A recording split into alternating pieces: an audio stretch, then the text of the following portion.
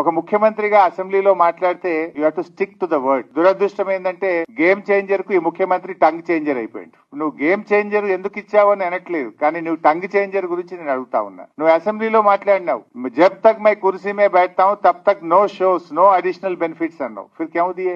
एक महीने के अंदर क्यों बदल गए? అసెంబ్లీ में एक बोलते बाहर एक करते అంటే దాని వల్ల ఏమైతుంది? నీ గౌరవం పడిపోతుంది, ఆ కుర్చీ గౌరవం పడిపోతుంది. You have to stick to the word. ఆ రూల్స్ అనేవి అందరికీ సమానంగా ఉండాలి. నచ్చితే ఒక తీరు, నచ్చకపోతే ఒక తీరు ఉంటే అది చిత్ర పరిశ్రమకు మంచిది కాదు. సో ఇది తప్పకుండా గమనించాలి. ఇలా కోర్టు కూడా మొట్టికేలేసినట్టుంది కదా, హైకోర్టు కూడా మొట్టికేలేసింది. ఇదేం పద్ధతి అని అడిగింది. దానివల్ల ఎవరి ప్రతిష్ట దెబ్బతిన్నది? రాష్ట్ర ప్రతిష్ట దెబ్బతిన్నది. తెలుగు చిత్ర పరిశ్రమ చాలా గొప్ప పరిశ్రమ. ఆ పరిశ్రమలో చాలా గొప్ప గొప్ప నటులు కావచ్చు, డైరెక్టర్లు కావచ్చు, ప్రొడ్యూసర్లు కావచ్చు, మనకు కనబడిన తెర వెనుక ఉండే వాళ్ళు ఎంతో మంది ఉంటారు. లక్షలాది మందికి ఉపాధి కల్పిస్తుంది. అంతేకాకుండా తెలుగు ప్రజల గౌరవాన్ని కూడా ప్రపంచ పటంలో నిలబెట్టినటువంటి చరిత్ర తెలుగు చిత్రసీమకున్నది. అలాంటి చిత్రసీమను, అలాంటి చిత్ర పరిశ్రమను ముఖ్యమంత్రి గారు ఎంకరేజ్ చేయాలి తప్ప భయపెట్టకూడదు, బ్లాక్ మెయిల్ చేయకూడదు.